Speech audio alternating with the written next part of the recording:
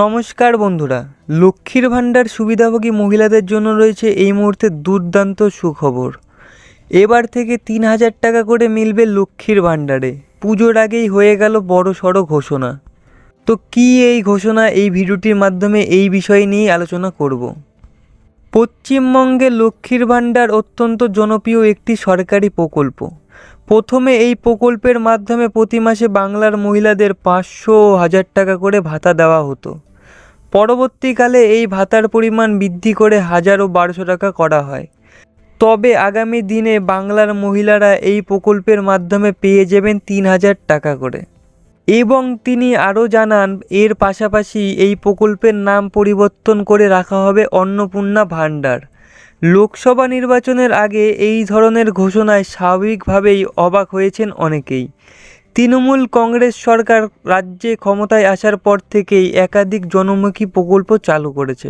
তার মধ্যে অন্যতম জনপ্রিয় প্রকল্প হলো এই লক্ষ্মীর ভাণ্ডার প্রকল্প। ২০২১ সালে বিধানসভা নির্বাচনে তৃণমূল কংগ্রেসের বড়সড় জয়ের পিছনে হাত ছিল এই লক্ষ্মীর ভাণ্ডার প্রকল্পের।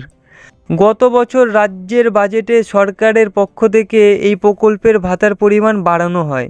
এই প্রকল্পের আওতায় বর্তমানে সাধারণ শ্রেণীর মহিলারা ১,০০০ টাকা ও অন্যান্য শ্রেণীর মহিলারা ১,২০০ টাকা করে পাচ্ছেন। ঠিক এই পরিস্থিতিতেই রাজ্যের বিরোধী দলনেতা শুভেন্দু অধিকারীর একটি বক্তব্যে তোলপাড় পড়ে গেছে।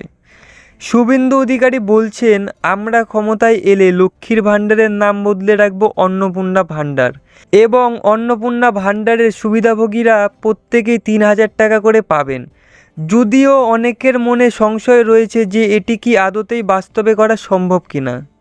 প্রতি মাসে ১,০০০ ও ১,২০০ টাকা করে ভাতা দিতে গিয়ে যথেষ্ট চাপ পড়ছে রাজ্যের কোষাগারে। এই অবস্থায় ভাতার পরিমাণ যদি বাড়ানো হয় তাহলে রাজ্যের অর্থনৈতিক হাল আরও খারাপ হতে পারে বলে আশঙ্কা করছে অনেকেই। তবে মাসিক টাকার অঙ্ক বাড়ানো হলে গৃহলক্ষ্মীদের যে উপকার হবে তা বলাই বাহুল্য।